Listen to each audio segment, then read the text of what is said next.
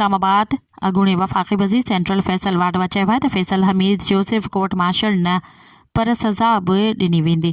निजी चैनल सां ॻाल्हियूं कंदे फैसल वाडवा चयो त आर्मी चीफ अॼु ताक़तवर जे एहतिसाब जी बुनियाद विझी छॾी आहे। फैज़ हमीद PTI बानी जे ख़िलाफ़ शाहिदियूं ॾेई छॾियूं आहिनि। फ़ौजी अदालत में शाहिदनि खां पोइ चार्ज शीट कयो वेंदो आहे।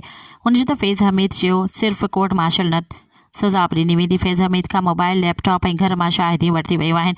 अञा घणो कुझु ॾिसण लाइ मिलंदो। छिड़काईंदड़ इंकशाफ साम्हूं अचण वारा आहिनि। फैसल वाडवा चयो त बुशरा बीबी चाहे थी त PTI बानी खे कुझु थिए त जीअं हुन जूं समूरियूं साज़िशूं कामयाब थी सघनि।